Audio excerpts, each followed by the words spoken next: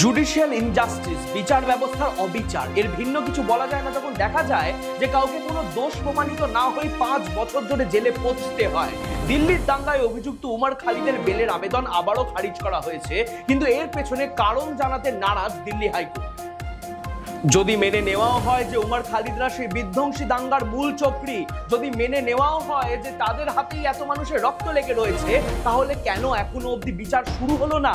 কোনো ট্রায়াল ছাড়া, এখনো অবধি কোনো প্রমাণ ছাড়া উমর খালিদদের জেলে আটকে রাখা হয়েছে। মানে ব্যাপারটা এমন দুমুখী যে দাঙ্গার অভিযোগ এতই গম্ভীর যে বেল দেওয়া যায় না, আবার একই সঙ্গে এতই মামুলি যে ট্রায়াল শুরু করা যায় না। দোষী হলে 1000 বার কঠোর থেকে কঠোরতর শাস্তি দেওয়া হোক উমর খালিদদের, কিন্তু কিচ্ছু প্রমাণ না করতে পারলে তাদের শাস্তি হবে তো, যাদের জন্য এরা জেলের অন্ধকারে দিন কাটাচ্ছেন। থেকেই যাচ্ছে প্রশ্ন।